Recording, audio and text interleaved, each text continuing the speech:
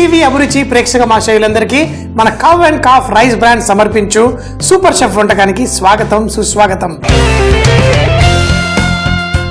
ఈరోజు మన పాకశాస్త్ర గ్రంథంలో మీకోసం ఏ వంట దాగి ఉందో చూసేద్దామా? కరెక్ట్గా ఇండియన్ ఫుడ్ అనేసరికి విదేశీయులు చాలామంది కొన్ని రెసిపీలు అంటే మాంసాహారాల్లో చెప్పాలంటే తందూరి చికెన్, లేకపోతే వెజిటేరియన్లో చెప్పాలంటే పాలక్ పన్నీరు, ఆలు గోబీ మటర్ ఇలాంటివన్నీ చాలా ఫేమస్. సో మరి నేను ఇటీవల అంటే గుళ్ళు గోపురాలు తిరగడం పెద్ద అలవాటు లేకపోయినా నా మిత్రులు అమెరికా నుంచి వచ్చారు. వాళ్ళకి గుళ్ళు గోపురాలు తిప్పడంలో నేను చక్కగా శ్రీశైలం, భద్రాచలం, యాదగిరిగుట్ట, 1000 స్తంభాల గుడి, ఇలా భద్రకాళి టెంపుల్, అలాగే హైదరాబాద్లో ఉన్న చిలుకూరు, ఇవన్నీ బోల్డ్ గుళ్ళు నేను వెళ్ళి కొన్ని సంవత్సరాలు అయిపోయిందో, కొన్నిటికి వెళ్ళలేదు కూడా. అవన్నీ చక్కగా వెళ్ళి తిరిగేసి వచ్చాను. బోల్డ్ రెస్టారెంట్లలో కూడా వెళ్ళి ఆ వెజిటేరియన్ వంటలు తింటూ ఉంటే వాళ్ళు మన నార్త్ ఇండియన్ వంటల్ని కొంచెం సౌత్ ఇండియన్కి వంటలుగా మార్చేశారు. ఆలు గోబీ మటర్ మన భారతదేశంలో ముఖ్యంగా విదేశీయులకు ఇష్టమైన ఈ వంటకాన్ని కొంచెం మన రసము, కొంచెం అంత ఘాటు మసాలా వేసి ఒక మంచి పల్సటి కూరలా తయారు చేశారు. బాగా నచ్చింది. మరి ఈరోజు బాగా కారం వేసుకుని ఘాటుగా టమాటాల రసం, అందులో చిటికెడంత పెరుగు కూడా వేసి దాన్ని అడ్జస్ట్ చేయడం కోసం కొంచెం పంచదార.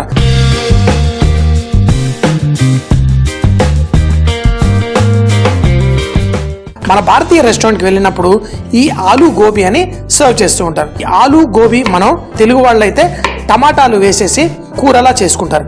దీన్ని కొంచెం చారులా కూడా చేసుకొని తినొచ్చు. ఈ ముక్కలు అంటే ముఖ్యంగా కాలీఫ్లవర్ సువాసన కొంతమందికి నచ్చదు. అలాంటి వాళ్ళకి ఇలా చారు రూపంలో చేస్తే ఆ సువాసన తగ్గి మనం చక్కగా దీన్ని ఎంజాయ్ చేయవచ్చు. ఎవరికైతే రసము, ఈ కూరలు మనందరికి ఇష్టమో వాళ్ళకి ఈ విధంగా మీరు చేసి పెట్టండి, చాలా ఇష్టంగా తింటారు. ఈ కాలీఫ్లవర్ పెద్ద ముక్కలు కాకుండా ఇలా చిన్న ముక్కలుగా కట్ చేసేసుకోండి. తర్వాత దీంతో మనం చాలా సింపుల్ కూర, అబ్బా ఏంటి చాలా సింపుల్గా ఉంది అంటాం, కానీ రుచి మాత్రం అదిరిపోతుంది. మరొకటి ఏంటంటే ఇలా కూర చేసుకున్నప్పుడు మనకి కూరలు తక్కువగా పడుతుంది. ముఖ్యంగా చాలా మంది ఉన్నప్పుడు, కూరగాయలు తక్కువగా ఉన్నప్పుడు ఈ విధంగా కూడా మనం చేసేసుకోవచ్చు. మరొకటి, వీళ్ళు ఈ చారులా ఈ కూరని తయారు చేసేసి రెడీ పెట్టుకొని ఈ కాలీఫ్లవర్ ముక్కలు కావాలంటే మళ్ళీ నూనెలో ఫ్రై చేసి కొంచెం కలిపేసుకోవచ్చు. మరి బంగాళదుంపను కూడా ఇదే విధంగా మనం కొంచెం చిన్నగానే కట్ చేసేసుకుందాం.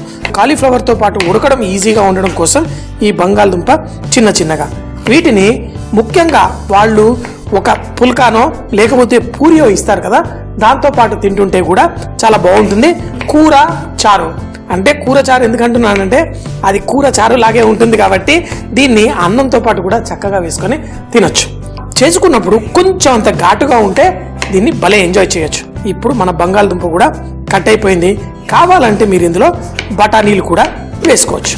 మనం తాలింపు వేసుకొని, ఎందుకంటే తెలుగుంటి వంటల్లో ఎప్పుడు చెబుతూ ఉంటాను, ఎప్పుడు ఆరోగ్యంగా ఉండాలి, మరి ఎటువంటి జబ్బులు, ఎటువంటి వ్యాధులు ఏవి రాకుండా మనం కాపాడుకోవడం కోసం తాలింపులో కూడా మీరు ఎప్పుడు గమనిస్తూ ఉంటారు కదా, ఒక్కొక్క దానికి ఒక రకమైన తాలింపు.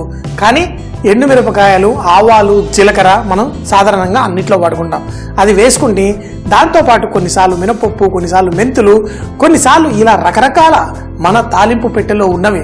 అంటే తాలింపు పెట్టెలో మనకి ఎన్ని రకాలు ఎక్కువగా ఉంటే మన ఆరోగ్యం అలా చాలా బాగుంటుంది. జీలకర్రలో కూడా సన్న జీర, నల్ల జీర ఇలాంటివి కూడా పెట్టుకోండి.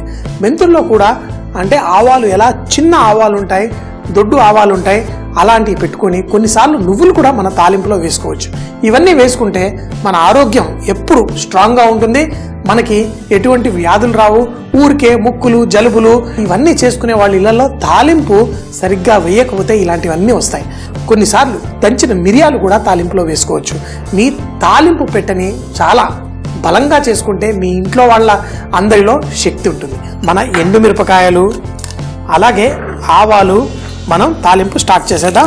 కొంచెం ఆవాలు చిటపట్లాడిన వెంటనే మనం జీలకర్ర, నా తాలింపు అయిపోయిందంటే దీంట్లో కొంచెం ఉల్లిపాయలు, అలాగే దీంట్లో చిటికెడంతా ఇంగువ. చూడండి ఏంటి, వీటన్నిటి గురించి మనం కొంచెం అంతా మనకి తెలియాలి. లేకపోతే ఇలా షోలల్లో మీరు చూస్తూ ఉంటారు, చెబుతారు మన ఇంగువ కూడా ఒక మొక్కకి వచ్చే రసాయంతో తయారవుతుంది. మనం అప్పుడప్పుడు ములక్కాయ చెట్టు వాటికి చూస్తే ఇలా గమ్ములా వస్తుంది. అలాగే ఒక మొక్కకు వచ్చే దాన్నే మనం ఇంగువ వాడుకుంటాం. ఈ ఇంగువని ఇందులో వేసాను, మంచి సువాసన బయటకు వస్తుంది. ఇందులో పసుపు, ఇవన్నీ ప్రతి దాంట్లో గొప్పతనం ఉంటుంది. ఏముంది, చాలా సింపుల్గా చేసేసుకుంటున్నాం, ఏం మసాలా కాదు. మీరు మసాలాలు అవన్నీ ఎక్కువగా వేయకపోయినా పర్లేదు, కానీ ఈ తాలింపు వేసేటప్పుడు చక్కగా వేసుకోండి, మరి టేస్ట్ చాలా బాగుంటుంది. తర్వాత కరివేపాకు, ఒక్కొక్క దాంట్లో మంచి ఆయుర్వేదంలో వాడిన ప్రతి వస్తువుకి ఒక మంచి గుణం ఉంటుంది. ఇప్పుడు చూడండి, ఇలా వేసుకుంటారా తాలింపు, లేకపోతే అన్నం తిన్న తర్వాత 4 రకాల టాబ్లెట్లు తీసి వేసుకుంటారా, అది మీ ఇష్టం. చక్కగా ఇలా చేసుకోండి, మీ ఆరోగ్యం పర్ఫెక్ట్గా ఉంటుంది. ఇప్పుడు దీంట్లో మనం టమాటా ప్యూరీ, అలాగే దీంట్లో కొంచెం అల్లం వెల్లుల్లి ముద్ద, అంటే ఎన్ని రకాల ఔషధాలు ఇందులో పడుతున్నాయో మీకు తెలియదు. ఇవన్నీ పడి, మా తాతగారు చిన్నగా ఉన్నప్పుడు నేను చూసేవాడిని, వచ్చిన వాళ్ళందరికీ ఒక చిన్న పాలరాయి లాంటి ఒకటి ఉండేది, దాంట్లో ఔషధాలన్నీ చక్కగా రుద్ది మరి చిన్న ముద్దలుగా చేసి అవి వాళ్ళకి పెట్టేవాళ్ళు. మనం వంటల్లో కూడా మనం నిజంగా చెప్పాలంటే ప్రతి ఇంట్లో వంట చేసేవాళ్ళు ఒక ఆయుర్వేదం డాక్టర్లే. మనం కరెక్ట్గా వాడుకుంటే మన ఇంట్లో వాళ్ళ ఆరోగ్యం చాలా బాగుంటుంది. ఇప్పుడు ఈ టమాటాలు వేసి టమాటాల్లో నుంచి కొంచెం నూనె బయటకు వచ్చేంత వరకు, ఆ పచ్చిదనం పోయేంత వరకు కుక్ చేసుకుందాం. మన టమాటాలో నుంచి నీరు బయటకు వస్తున్నప్పుడు దీంట్లో కొంచెం అంత పెరుగు, మీరు ఇందులో వాడిన పదార్థాలు చూస్తే కనుక అన్నీ మన ఇంట్లో ఉంటాయి, అంటే కిచెన్లోనే ఉంటాయి. కొంచెం ఫ్రిడ్జ్లో పెరుగు, లేదా కరివేపాకు, పెరట్లో కరివేపాకు, ఇవన్నీ ఉంటాయి. దీంట్లో కారం, కొంచెం ఘాటుగా ఉండాలన్నాను కదా, అలాగే ధనియాల పొడి, కొంచెం గరం మసాలా కూడా వేసేసుకుందాం, కలిపేసుకుందాం.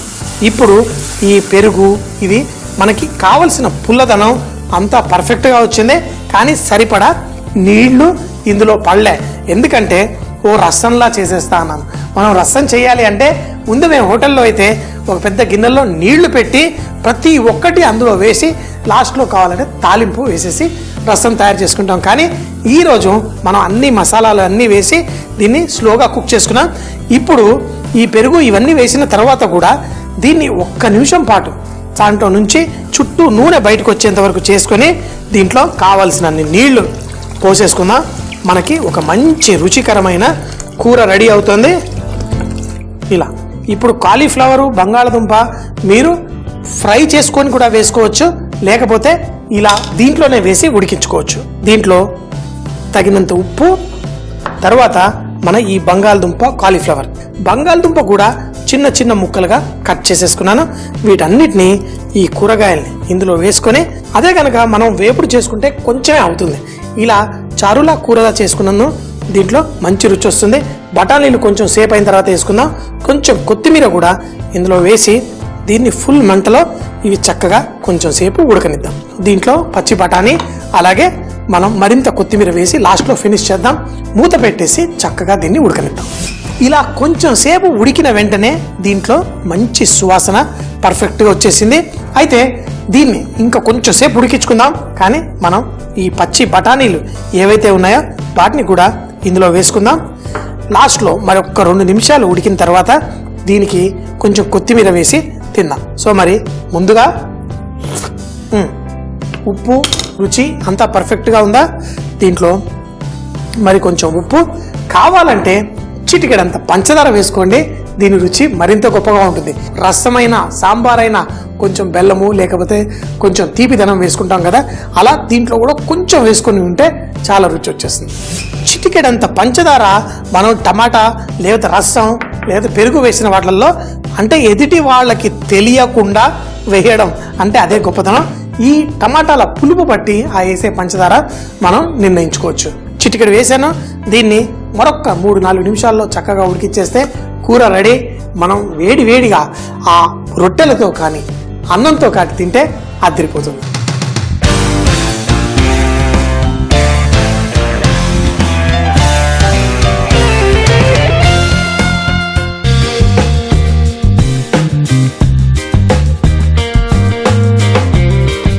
దాని సువాసనలో కూడా మంచి సువాసన వచ్చేసింది.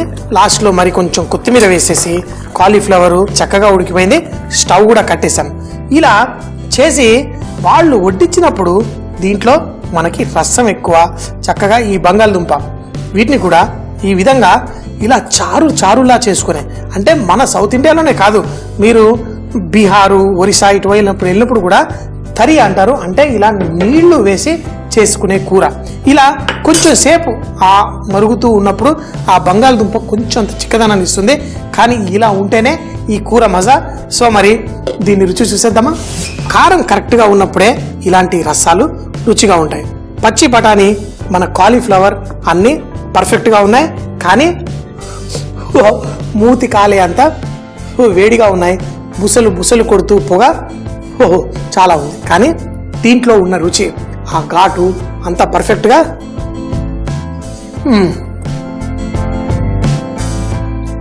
కాలీఫ్లవర్ చక్కగా కుక్ అయ్యేంత వరకు మనం కుక్ చేసుకున్నాం. బంగాళదుంప, బఠానీలు అన్నీ పర్ఫెక్ట్గా అయ్యాయి. ఆ తింటుంటే ఆ ఘాటు తాకాలి, అప్పుడే మనం అన్నంతో పాటు కూడా తినే.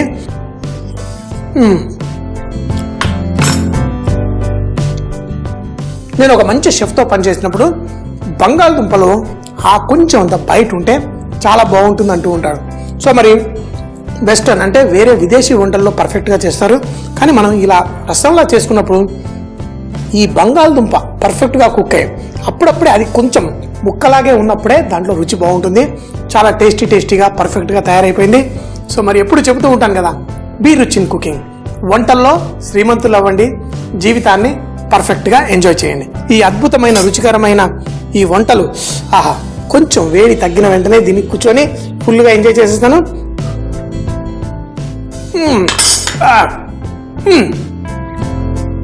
తినగానే ఏ జలుబు ఏదున్నా ఎగిరిపోవాల్సిందే. ఆలు గోబీ మటర్ రసా ఈ కూర చేసుకోవడానికి ముందుగా మన గోబీ పువ్వుని తీసుకొని చిన్న ముక్కలుగా కట్ చేసుకోవాలి. అదే విధంగా బంగాళదుంపను కూడా కొంచెం చిన్న ముక్కలుగా కట్ చేసి పెట్టుకుంటే బాగుంటుంది. తరువాత స్టవ్ పై ప్యాన్ పెట్టి నూనె వేసి, ఎండుమిరపకాయలు వేసి, జీలకర్ర వేసి కొంచెం వేగిన తర్వాత ఉల్లిపాయ ముక్కలు, ఇంగువ, పసుపు, కరివేపాకు కూడా వేసి చక్కగా కలుపుకోవాలి. మంచిగా వేగిన తర్వాత టమాటో ప్యూరీ వేసి, అల్లం వెల్లుల్లి పేస్ట్ వేసి కొంచెం నూనె పైకి తేలేంత వరకు కుక్ చేసుకుని రసంలా చేసుకోవడానికి తగినన్ని నీళ్లు పోసుకొని ఆ కాలీఫ్లవర్, బంగాళదుంప ముక్కలు వేసి, బంగాళదుంప కాలీఫ్లవర్ చక్కగా ఉడికిన తర్వాత చివరిగా కొంచెం కొత్తిమీర వేసి దీన్ని వేడిగా వడ్డించుకుంటే చాలా రుచిగా ఉంటుంది. మళ్ళీ రేపు ఇదే టైం కలుద్దాం. అప్పటిదాకా సీ యూ, బై బాయ్.